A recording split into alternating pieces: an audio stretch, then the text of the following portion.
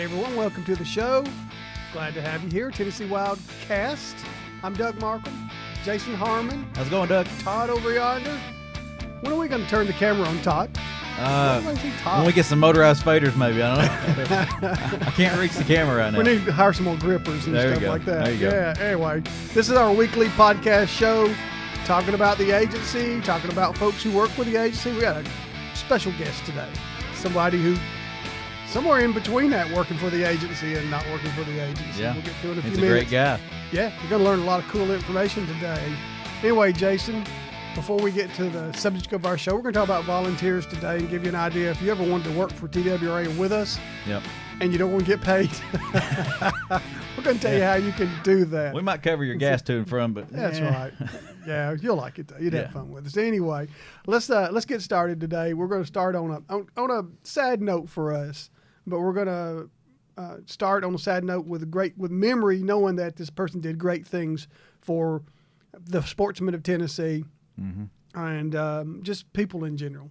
Anyway, we lost Shane Hall recently. Shane passed away. Shane did the moment of freedom for the Tennessee Wildlife Resources Agency, and our guest can talk about that in a few minutes on here. Jim Stroud's our guest, by the way. We'll get to him here in a second. But Shane passed away recently after a fairly long battle with an illness, and we just hate it. He just was one of the most energetic guys I ever saw. He was wheelchair bound, had been for a long time, got in an accident many years ago, and turned that accident into something positive. And what he did was created a lot of places for other folks that had the kind of disabilities of wheelchair or mobility issues. He turned them into where he built access areas, blinds and other things so you go hunting or fishing across the state. And his legacy will be with us for a long, long time. But he was a great person, and we're going to miss Shane and everything he did for everyone. He had a grand vision of providing opportunities for wheelchair-bound people and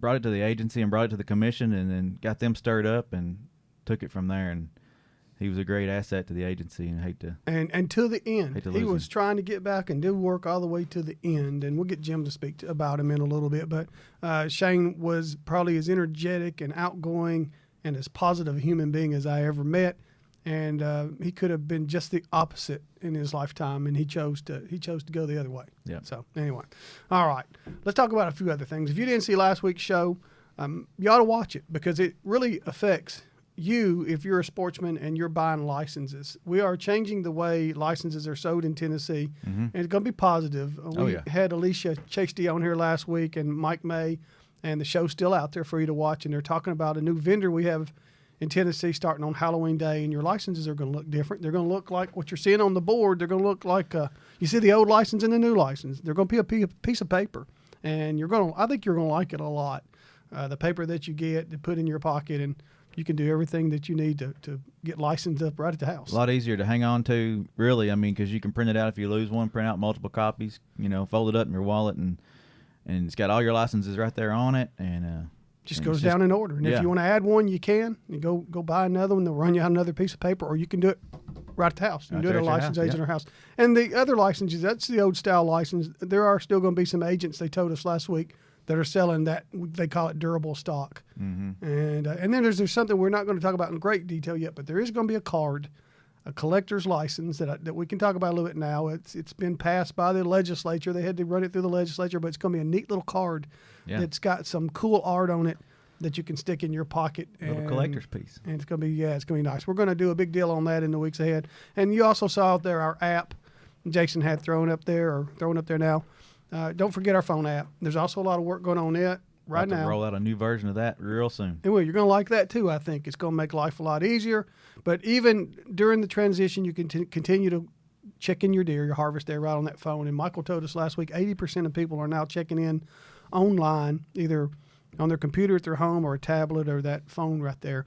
So just about eliminated the need for me to go look in the mouth of dead deer anymore. Did you ever get to do any of that? No, I stay away from that. Todd, no, y'all never got to have that fun. Anyway, well. I just stay behind the camera, shoot you doing that. Yeah, thanks a lot. Those days are done.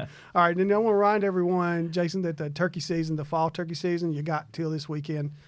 Before it comes to an end. And if you haven't gone yet, you can go out and bag one turkey in a county, if that county is open. Right. Right, with either shotgun or archery. Yeah, shotgun now, so gives you guys that don't hunt archery a chance to run after some fall turkeys. It does. It gets a chance to get outside, and that's either sex. We do that in the fall, but not in the spring.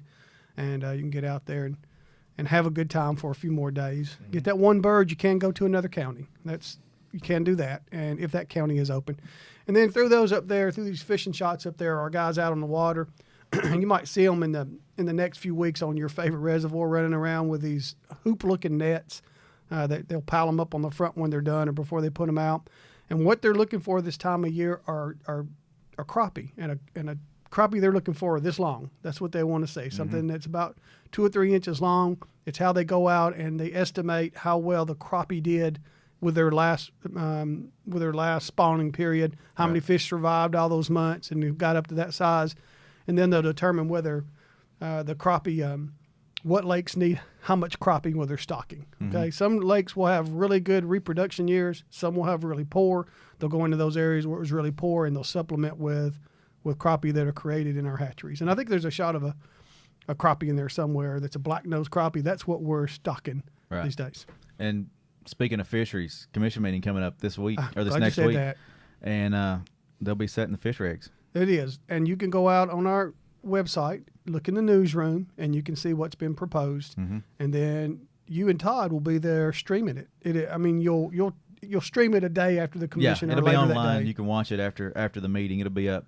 Hopefully within hours. It may take a day, depending on our connection and stuff. Tweet a little bit. We'll be tweeting during the meeting also. We'll be tweeting what's going on and probably putting some stuff on Facebook as well. So. I don't remember there being any great big changes. There is some talk on Kentucky Lake about changing some limits. I don't know if it'll happen, but the discussion is there on crappie about size and the number, the creel limit. Right. Don't know if it'll happen, but you probably do want to keep an eye on that and see what's going on. Other than that, it's not great big changes. And just don't forget, let's see what we got. Still got the tag boards out there. Trying to get people to send some pictures in. And how to do that is just go on your favorite social media site, post your photo, and hashtag it. TN Wildlife, if it's just general outdoor photos, y'all having fun outside. Or if it's a deer hunting shot or a fishing shot or a turkey shot, something you've harvested or caught, use TN Trophy Room and put it right there on a trophy room. And everybody can see it. Getting some neat photographs out there, some deer that are quite incredible.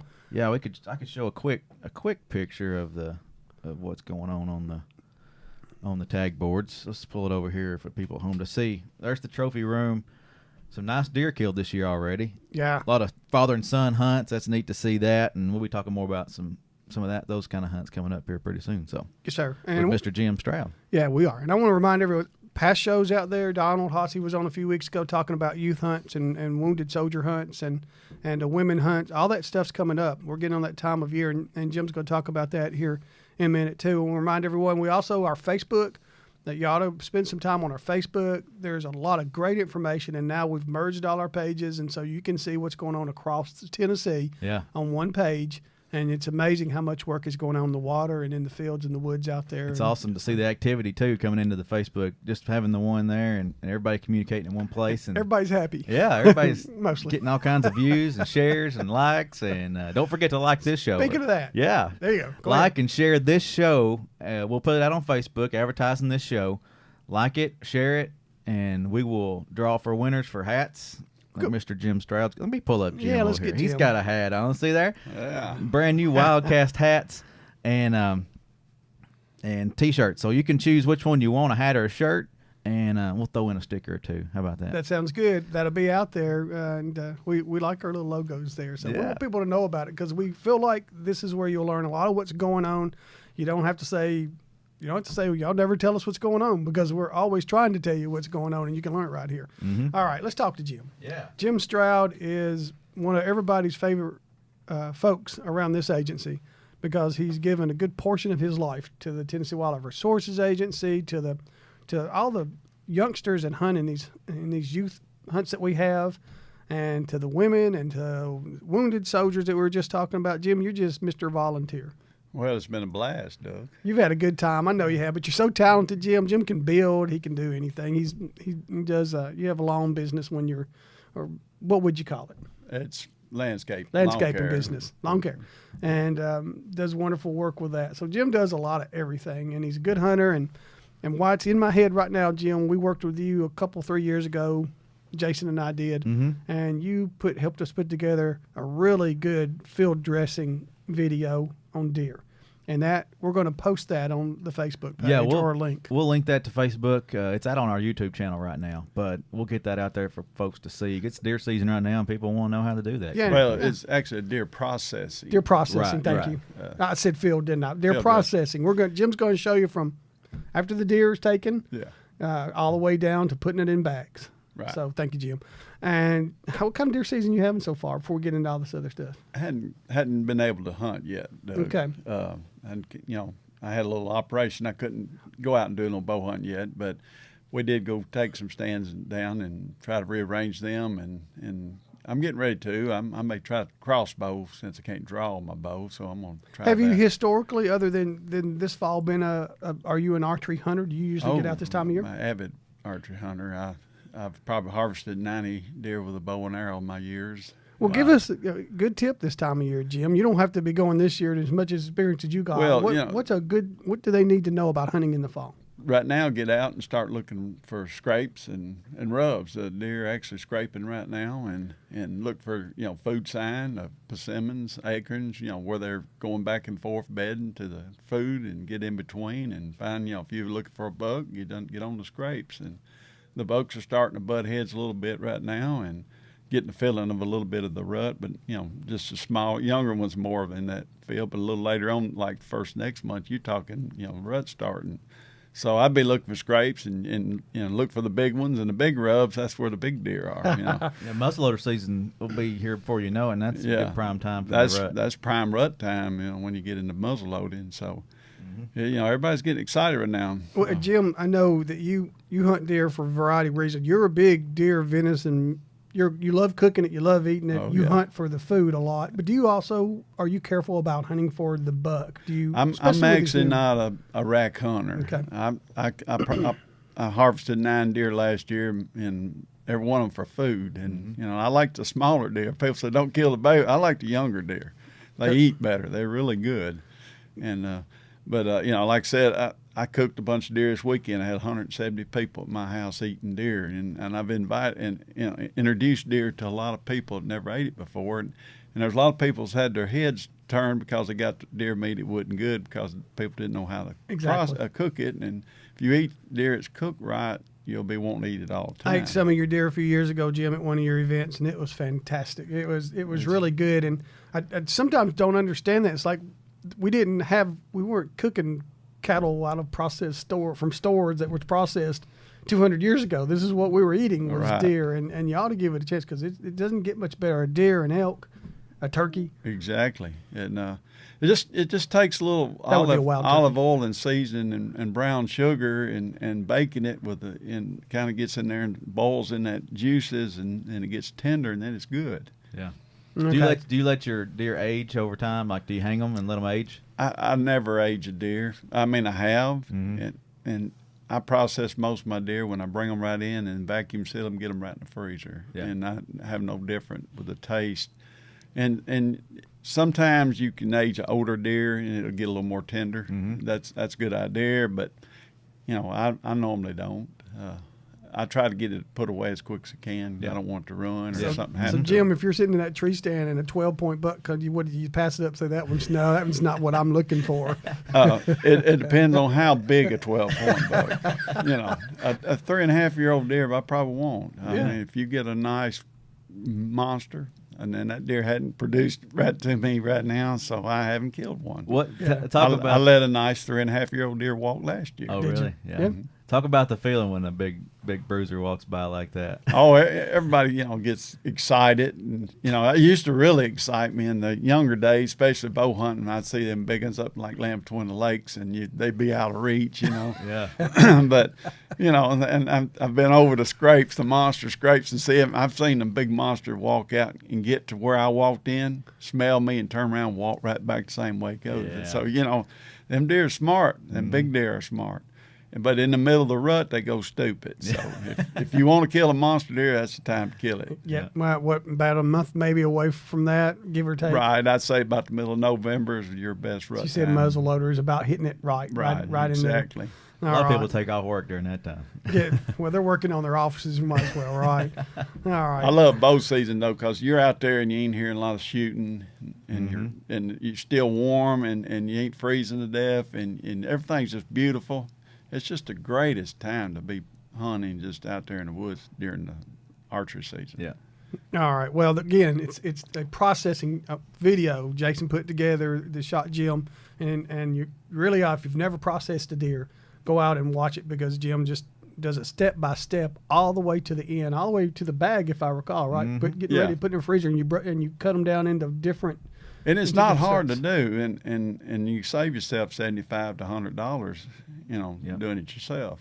Okay. And you know where the meat's coming from and going to. Yeah. 'Cause I didn't use nothing high tech when we did that. It was mostly just hand saws and knives, and unless we're grinding some, but that's only. And then there's that important part about making sure the meat is clean and Right, getting off keeping all the white stuff out of it, and the fat, because deer fat is not good. And then if you want to grind some and don't like it real lean, you want to add a little fat, add some some beef fat in there. Okay. And as a person who's eaten many deer and cut many deer up, are you a backstrap person in the end? Is that the best thing, or is there something better on a deer than that backstrap? Backstrap's hard to beat. Okay. You got them two little tenderloins in the middle underneath but they're good, but the backstrap's probably your best, because when you're looking at a backstrap, what that is, it's the eye of the T-bone, it's the eye of the ribeye, and it's just without the bone. You're ripping all that out, because when you slice up T-bone steaks, ribeye steaks, then you get down to the round steaks, and that's all the hump,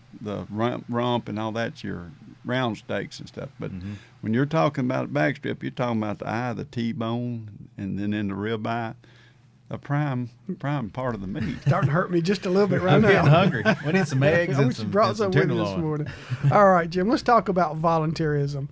You have done many things for the Tennessee Wildlife Resources Agency, helped us to put on hunts across the state and other things, not just hunting events. You've helped us at the National Wild Turkey Federation with setting up our booths, and I mean, it goes on and on and on. But how did you get involved with being a volunteer in Tennessee? How long have you been a volunteer with our agency? Probably 32 or 3 years. How'd you get started? I started as a hunter education instructor, which Okay. I still am. I'm actually got a class going on this week with a couple of guys, Gary Kite and Caleb Stratton, and Mike Murdoch. And but that's how I got started. Actually, I used to shoot tournament archery, and back in the 80s, I'm a big archery shooter, and a guy named Larry Harris, which was the wildlife officer in Davidson County at the time, he said, "I need you to come help my hunter ed teach archery." And so I said, "Okay, I'll do that," and that's how it all kind of got started. I've heard of Larry Harris. I never met him. He was gone right before I got here, but he's a great officer, and he pulled you into. Yeah. Okay, and so you started that way. Tell us a little bit about hunter education before we get into other stuff. If somebody wants to become a hunter education, because that is a way that we get a lot of volunteers. It's one of the programs where they come in the most. How do they do that? Well, to become an instructor, first you want to go to class and talk to the instructor there, and he'll help you get set up. And then you go meet with Randy Husky and the agency. Randy Husky is our fill out statewide the paper hunter and ed guy. Yeah. pass all the stuff that you need to, your inspect, what you sent in to get you checked out and all that. Mm-hmm. And then they'll send you to a class where you can Get be certified. taught to be a certified Is that the one? Is instructor. that a Henry Horton, or is it a various? Well, they've done it in several places. I think in Bell Buckle at one time, Okay. and they may have done it Henry Horton. I don't know about that one. They'll But tell you all that. Yeah, but they will. They'll get that figured out for you. But then you help teach class and you get certified. And we really need instructors, because we're all getting old. We're gonna need somebody to replace us, and we're getting some younger bunch in there and get them going. But you got all these online deal now, and then you have the field days, and it's getting to be a little bit more easier to get the hunter education class done, where you don't have to go to a class 5 days a week, 3 hours a night. But I like that hands-on stuff, because I think they learn better and get a better way. We concur with that. We agree. Yeah. We think if you're going to go, send it to where you can talk to people like Jim, who knows what they're talking about, and if your kids have a question, they can sit there and ask you that question, Right. and get it going there. And they remember you, and you leave an impression. Because I taught a class sir. one time out at the gun club, and I went turkey hunting that next spring, and I pull up there, and there's a car sitting there, and I get out, and I said, "Well, somebody's already here." And the guy comes and said, "How you doing?" I said, "Fine." I said, "You hunting here?" He said, He said, yeah, you was my hunter education instructor. I said, well, let's go turkey hunting. He said, I'd love to go turkey hunting with you. So we hunted together that day. There's stuff like that, and he said, man, I really enjoyed your class, and I'd like to turkey hunt with you. So I said, let's go. Let's do it. Yeah. Still enjoy it after all these years, Oh, yeah. Jim, just teaching. Okay, but you also do a lot of stuff with these youth hunts we have and warrior hunts and so forth and so on. Are we always looking for volunteers there to help with that kind of stuff? Yeah, we can use all we can get most of the time. Sometimes we may have more volunteers than we have hunters on some things, but we always encourage people to help out. And like I said, we're all getting kind of up there. And, we're going to have to slow down one of these days. We saw there's a video out on our Facebook this week that Jason put together, went down and it's at Buffalo Ridge, and you guys are putting up tree stands. Right. Is that typical of the kind of stuff that you do as a volunteer, helping with the tree stands prior to the hunts? A lot of stuff going on before the kids ever get there. We got like 45 stands down there, and we have to go check them, make sure there's no bees there, the straps are good, everything's secure, and we don't want nobody to get in there and go in a stand that hadn't been checked out. So we got to go and check every one of them, and then we got shooting houses, like you was talking about. Shane inspired us to build the handicapped shooting house, especially for the soldiers and stuff. Right. And they get full of red wasp, and it's pretty fun. Was you with us when we got in that little ordeal with all them red wasps? No, I missed that. You just left, I guess, Jason. But that would have been some good video, Jason. And Freddie comes up, I didn't check that, and I said, there's 500 wasps in there. You didn't do a very good job. Freddie Couch. All right, while you mentioned Shane, tell us what your thoughts on Shane Hall. Oh, Shane was a great guy. I didn't know Shane real well, but I got the pleasure of working with him at a few times at some events of the Wounded Warrior events and stuff, and just a great guy, and we're really going to miss him. And like I said, he inspired a lot of this handicap stuff we got going on, and just, it's hard to beat people like that. It is. He's something else. Moment of Freedom, if you haven't been on our website looking for it, you scroll down and you'll see it under. Or momentoffreedom.org will get you there, too. Right there. So if you want to look for a place to hunt across the state and you have some mobility issues, that's what you can do. So, all right, Jim, what other projects have you worked on through the years? Well, no, let me back up on that. These projects that you're working with the kids, pretty satisfying, and with the wounded soldiers and with the women, is there a difference in the way you feel about each one of them? Well, they're all about the same. I enjoy taking anybody and getting them out there and putting them in a stand, and then go back and help them retrieve a deer or try to, put them in the right spot or whatever. But the kids really, we have a great time then, because the hunt we do has to be their first deer. They never have killed a deer. There's one coming up soon. It's never killed a deer. Next weekend. It's the one we do at Buffalo Ridge, and you never could have harvested deer before. So and awesome. I know I was standing there a couple of years ago or so, and the deer we had hanging, and I'm watching them kids in there, and these does hanging up, and they're walking around like it's a 15 or 20 point buck or whatever. They're talking. Got their hands, I got this and that. It is so fun to watch these kids. I enjoy that more than anything, is getting them out there.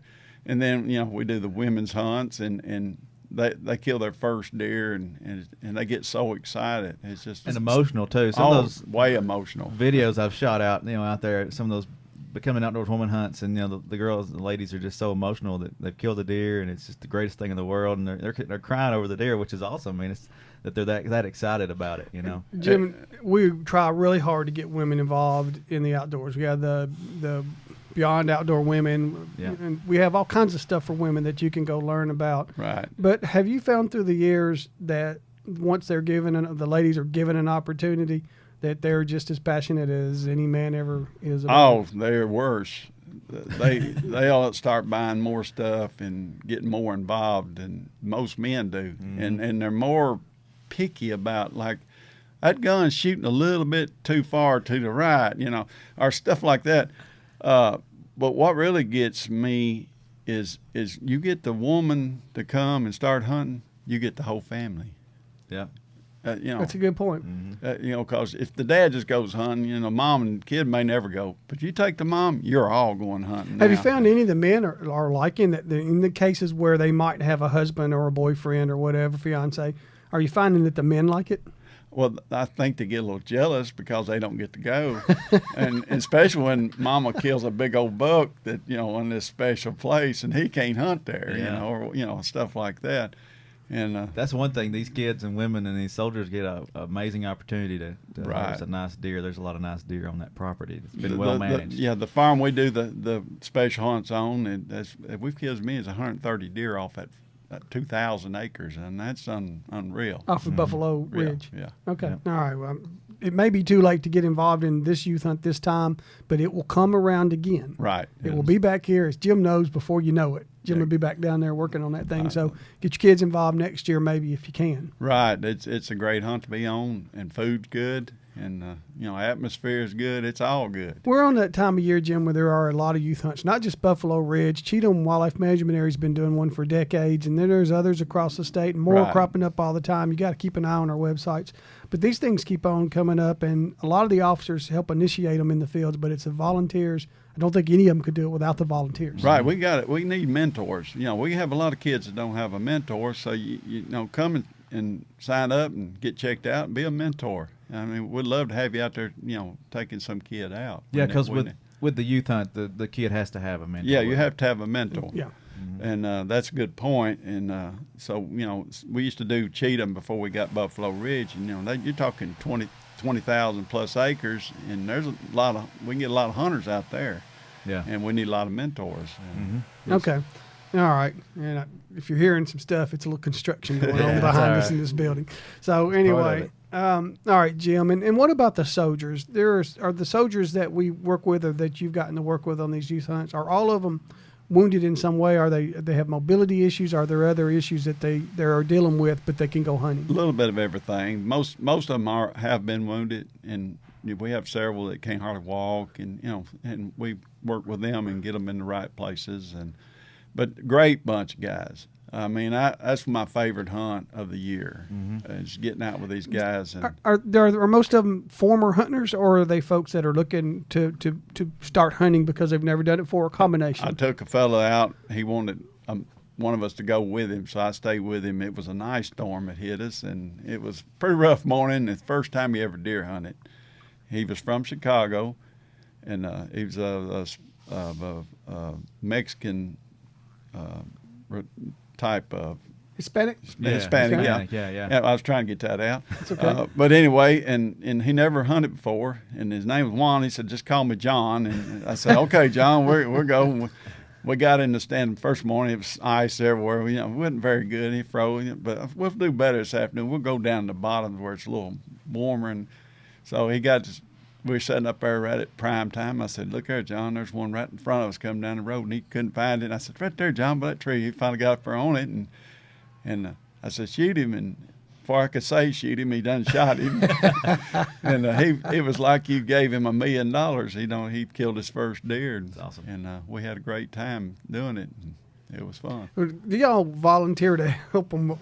As good as you are with your processing, do y'all help them a little bit? Do you teach them how to dress a deer and then maybe even process them too? We'll let them do it themselves if they want to, or we'll show them how, or whatever it takes, and then we'll track them, whatever we need to do, and then we'll bring them in, and then we take them and get them processed, and we'll take them back to like Fort Campbell in boxes and have it all ready for them. All right, and sometimes cook deer for them? We cook deer for them sometimes at camp when we cook them. We have a pretty good mess hall at our camp. I bet you do. Most of us don't look like we missed 2 or 3 meals, but we have great food, and we do a lot of effort at keeping everybody fed good and warm. Have nice campers for them to stay warm in. And all right, Jim. You can watch one of the previous hunts we did out at the Wounded Warrior hunts or Wounded Soldier hunts or whatever you want to call it. But remind them how to get to Jim's processing tape. Yeah, video. on YouTube. You can watch the Wounded Soldier hunt, the BOW hunts, the youth hunts. You can watch Jim's video on how to process a deer right there on YouTube. It's real easy, and we'll put it on Facebook. We'll put a link out there on our Facebook page so that you can do it. Jim, you're great, and glad you're doing good. Well, I think y'all doing a good job too. Oh, thank you. I appreciate it, Jim. Thank you. Anything else? Well, watch this show. Yep. And on Facebook, catch it on Facebook. We're going to post it out there and share it. Share it, like it, whatever, and you'll have a chance to win a hat, a shirt, and we'll throw in some stickers as well. How's that? And Jim gets hat because he was on the show. Hey, it's a great hat, guys. I like it. Thank you, Jim. I'm a hat man. Right, thank you, Jason, Todd, Jim. Thank you. All our shows are still out there. This is 34 or something like that. A lot of great shows. Watch them.